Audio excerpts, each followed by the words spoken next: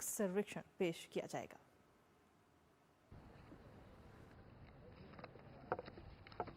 नमस्कार साथियों,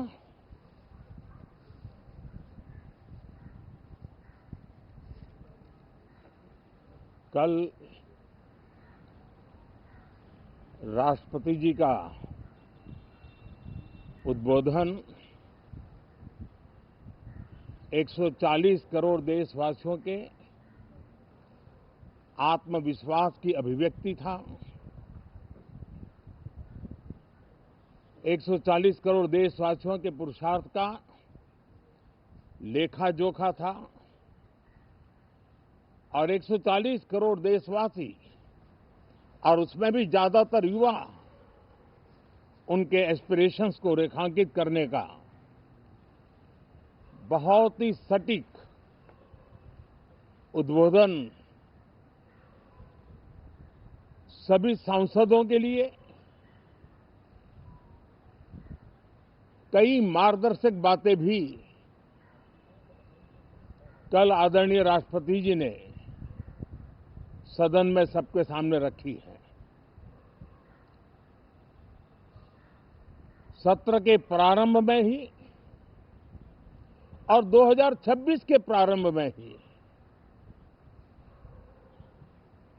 आदरणीय राष्ट्रपति जी ने सांसदों से जो अपेक्षाएं व्यक्त की हैं, उन्होंने बहुत ही सरल शब्दों में राष्ट्र के मुखिया के रूप में जो भावनाएं व्यक्त की हैं, मुझे पूरा विश्वास है कि सभी माननीय सांसदों ने उसको गंभीरता से लिया ही होगा और ये सत्र अपने आप में बहुत ही महत्वपूर्ण सत्र होता है। ये बजट सत्र है। 21वीं सदी का एक चौथाई हिस्सा बीत चुका है। ये दूसरे चौथाई का प्रारंभ हो रहा है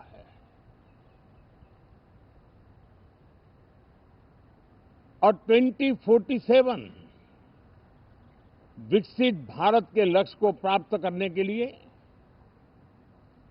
ये महत्वपूर्ण 25 वर्ष का दौर आरंभ हो रहा है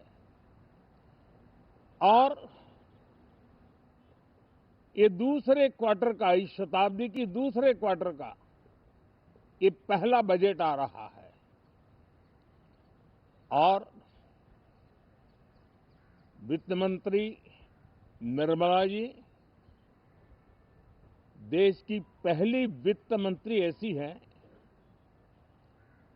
महिला वित्त मंत्री ऐसी है जो लगातार 9वीं बार देश के संसद में बजट प्रस्तुत करने जा रही है। ये अपने आप में एक गौरव पल के रूप में भारत के संसदीय इतिहास में रजिस्टर हो रहा है। साथियों, ये विश्व वर्ष का प्रारंभ बहुत ही पॉजिटिव नोट के साथ शुरू हुआ है। आत्मविश्वास भरा हिंदुस्तान आज विश्व के लिए आशा की किरण भी बना है, आकर्षण का केंद्र भी बना है। इस क्वार्टर के प्रारंभ में ही भारत और यूरोपियन यूनियन का फ्री ट्रेड एग्रीमेंट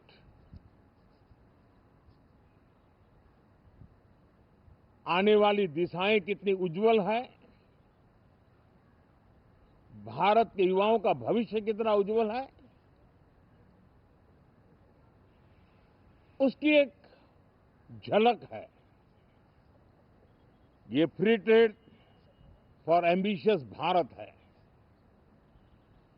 ये free trade for aspirational youth है। ये फ्री ट्रेड फॉर आत्मनिर्भर भारत है।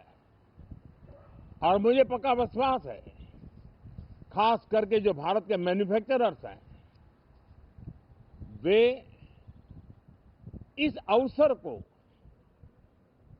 अपनी क्षमताएं बढ़ाने के लिए करेंगे। और मैं सभी प्रकार के उत्पादकों से यही कहूंगा कि जब भारत यूरोपियन यूनियन के बीच मदर ऑफ ऑल डील्स जिसको कहते हैं, वैसा समझौता हुआ है, तब मेरे देश के उद्योगकार, मेरे देश के मैन्युफैक्चरर्स अब तो बहुत बड़ा बाजार खुल गया, अब बहुत सस्ते में हमारा माल पहुंच जाएगा, इतने भाव से वो बैठे न रहे। ये एक अवसर है और इस अवसर का सबसे पहला मंत्र ये होता है कि हम क्वालिटी पर बल दें। हम अब जब बाजार खुल गया है तो उत्तम से उत्तम क्वालिटी लेकर के बाजार में जाएं। और अगर उत्तम से उत्तम क्वालिटी लेकर के जाते हैं तो हम यूरोपियन यूनियन के 27 देशों के खरीदारों के पैसे ही कमाते इतना नहीं, क्वालिटी के कारण से हम उनका दिल जीत लेते हैं और वो लंबे अरसे तक प्रभाव रहता है, उसका दशकों तक उसका प्रभाव रहता है। कंपनियों का ब्रांड देश के ब्रांड के साथ नए गौरव को प्रस्थापित कर देता है। और इसलिए 27 देशों के साथ हुआ ये समझौता हमारे देश के मछुआरे, हमारे देश के किसान, हमारे देश के युवान, सर्विस सेक्टर में जो लोग विश्व में अलग अलग जगह पे जाने के उत्सुक हैं, उनके लिए बहुत बड़े अवसर लेकर के आ रहा है। और मुझे पक्का विश्वास है, एक प्रकार से कॉन्फिडेंट, कॉम्पिटिटिव और प्रोडक्टिव भारत की दिशा में ये बहुत बड़ा कदम है। साथियों, देश का ध्यान बजट की तरफ होना बहुत स्वाभाविक है, लेकिन इस सरकार की ये पहचान रही है रिफॉर्म, परफॉर्म एंड ट्रांसफॉर्म। और अब तो हम रिफॉर्म एक्सप्रेस पर चल पड़े हैं, बहुत तेजी से चल पड़े हैं। और मैं संसद के भी सभी साथियों का आभार व्यक्त करता हूं कि इस रिफॉर्म एक्सप्रेस को गति देने में वे भी अपनी सकारात्मक शक्ति को लगा रहे हैं और उसके कारण रिफॉर्म एक्सप्रेस को भी लगातार गति मिल रही है। देश लॉन्ग टर्म पेंडिंग प्रॉब्लम्स अब उससे निकल करके लॉन्ग टर्म सॉल्यूशंस के मार्ग पर मजबूती के साथ कदम रख रहा है। और जब लॉन्ग टर्म सॉल्यूशंस होते हैं तब प्रेडिक्टेबिलिटी होती है, जो विश्व में एक भरोसा पैदा करती है। हमारे हर निर्णय में राष्ट्र की प्रगति ये हमारा लक्ष्य है, लेकिन हमारे सारे निर्णय ह्यूमन सेंट्रिक है। हमारी भूमिका, हमारी योजनाएं ह्यूमन सेंट्रिक है। हम टेक्नोलॉजी के साथ स्पर्धा भी करेंगे, हम टेक्नोलॉजी को आत्मसात भी करेंगे, हम टेक्नोलॉजी के सामर्थ्य को स्वीकार भी करेंगे, लेकिन उसके साथ साथ हम मानव केंद्रीय व्यवस्था को जरा भी कम नहीं आंकेंगे।